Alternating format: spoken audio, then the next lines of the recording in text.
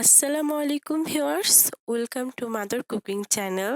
আজকে আমি আপনাদের সাথে শেয়ার করব খুবই মজাদার ও একেবারে অন্যরকমভাবে রুই মাছ ফ্রাই করার রেসিপি।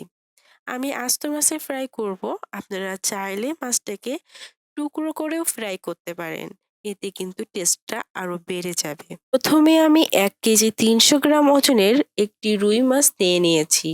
এই মাছটিকে খুব ভালোভাবে ধুয়ে লবণ ও লেবুর রস দিয়ে মেরিনেট করে রেখেছিলাম প্রায় ১০ মিনিটের মতো সময়। তারপর আমি মাছটিকে পরিষ্কার পানি দিয়ে খুব ভালোভাবে ধুয়ে নিয়েছি। এতে মাছ খুব ভালোভাবে পরিষ্কার হয়ে যায় এবং মাছের ভেতরে বাজে গন্ধটাও চলে যায়। এখন আমি এই মাছটিকে একটা চাকু দিয়ে ঘন ঘন করে চিড়ে দেব। হালকা করে চিড়ে দিলে কিন্তু হবে না, একটু দেবে গভীর করে চিড়ে দিতে হবে। তবে সাবধান থাকতে হবে যাতে মাছের কাঁটাটা কেটে না যায়। মাছের কাঁটাটা কেটে গেলে কিন্তু মাছটা ভাজার সময় ভেঙে যাবে। তাই আমি মাছটিকে এমন ভাবে চিড়ে দিচ্ছি, মাছটা খুব ভালোভাবে চিড়ে যাচ্ছে কিন্তু কাঁটাটা আবার কেটে যাচ্ছে না। আপনারা দেখতে পাচ্ছেন যে আমি খুব ঘন ঘন করে মাছের পেটটা চিড়ে দিচ্ছি। মাছটিকে এভাবে চিড়ে দেওয়ার কারণে মশলাটা খুব ভালোভাবে মাছের ভিতর ঢুকে যাবে এবং মাছটা খেতেও কিন্তু খুব মজা লাগবে। এভাবে আমি মাছের ওই পাশটাও খুব ভালোভাবে চিড়ে নিব। এখন আমি ফিশ ফ্রাই করার জন্য মশলা তৈরি করে নিব। আর এই মশলাটার কারণে কিন্তু ফিশ ফ্রাইটা খেতে অনেক টেস্ট হবে।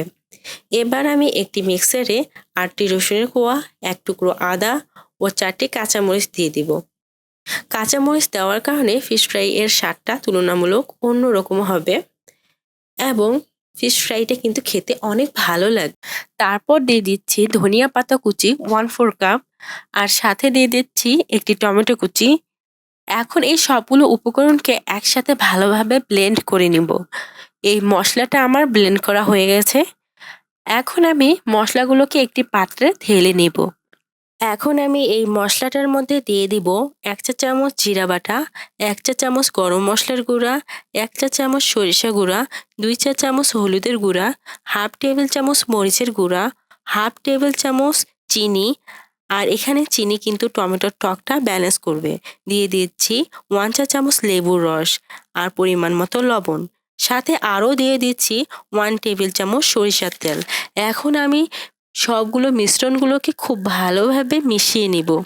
এখন আমি এই মিশ্রণটা দিয়ে মাছটাকে খুব ভালোভাবে মেরিনেট করে নিব এবং মাছের চিরা জায়গাগুলোতে খুব ভালোভাবে মশলা ঢুকিয়ে দিব। এভাবে আঙ্গুল দিয়ে চেপে চেপে মশলাগুলোকে মাছের চিরা অংশগুলোতে ভালোভাবে ঢুকিয়ে দিতে হবে। এতে মাছের ভিতরে মশলাটা খুব ভালোভাবে ঢুকে যাবে। মাছের মাথার ভিতরে এভাবে মশলা ঢুকিয়ে দিব, এতে মাছের মাথাটা খেতে অনেক টেস্ট হবে।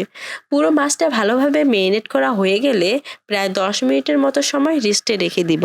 এখন আমি চুলায় একটি বড় কড়াই দিয়ে দিব এবং চুলাটি অন করে চুলার আঁচ মিডিয়াম করে দিব।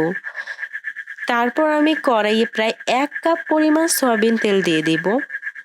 তেলগুলো পুরো কড়াইয়ের চারপাশে এভাবে লাগিয়ে নেব। তেলটা ভালোভাবে গরম হতেই মাছটা দিয়ে দিব। যেহেতু কড়াইয়ের তুলনায় মাছটা বেশি বড় হয়ে গেছে, সেহেতু আমি মাছের মাথার দিকটা আগে ভালোভাবে ভেজে নেব।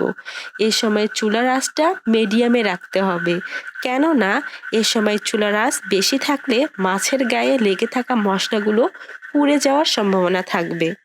আর চুলার আঁচ খুব বেশি কমিয়ে দিলে মাছটা খুব বেশি ড্রাই হয়ে যেতে পারে। মাছের এক সাইড প্রায় ভাজা হয়ে গেছে। এখন আমি মাছটিকে উল্টিয়ে দিব। মাছটা ২টা চামচ দিয়ে খুব সাবধানতার সাথে উল্টিয়ে নেব, যাতে ভেঙে না যায়। দেখুন, মাছের এই পাশটা খুব সুন্দরভাবে ভাজা হয়ে গেছে এবং খুবই সুন্দর একটা কালার এসেছে। মাছের এই পাশের মাথাটাও ভালোভাবে ভাজা হয়ে গেছে। ফিশ ফ্রাই করার সময় চুলার আঁচের দিকে বেশি নজর দেওয়া উচিত, কেননা চুলার আঁচের কারণেও ফিশ ফ্রাই এর স্বাদের মধ্যে পার্থক্য দেখা দেয়। এখন আমি একটা চামচ দিয়ে মাছের পিঠের সাইডে তেলগুলো এভাবে দিতে থাকবো যতক্ষণ পর্যন্ত মাছের ওই পাশটা ভালোভাবে ভাজা না হয়।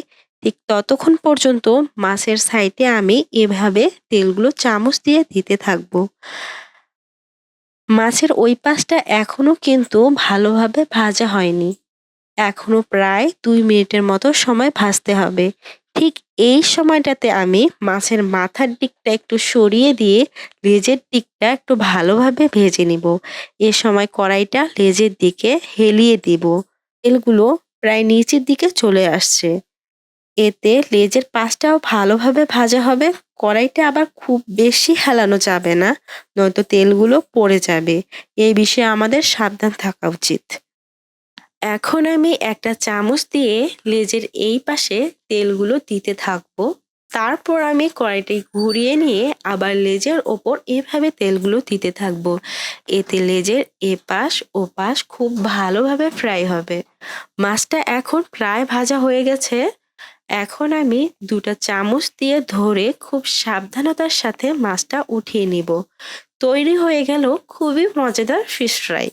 প্রিয় দর্শক, এই ছিল আমাদের আজকের রেসিপি। মাদার কুকিং চ্যানেলের আরও এক্সাইটিং রেসিপি নিয়ে আপনাদের সামনে আবারও উপস্থিত হব। ভিউয়ার্স, আপনাদের সকলকে অনেক অনেক ধন্যবাদ জানাচ্ছি পুরোটা সময় আমাদের সাথে থাকার জন্য। আমি উইশ করব আপনারা সবাই ভালো থাকবেন, সুস্থ থাকবেন এবং মাদার কুকিং চ্যানেলের সাথে থাকবেন। এই চ্যানেলে নতুন হয়ে থাকলে চ্যানেলটি সাবস্ক্রাইব করুন এবং ভালো লাগলে লাইক, কমেন্ট ও শেয়ার করুন। ধন্যবাদ।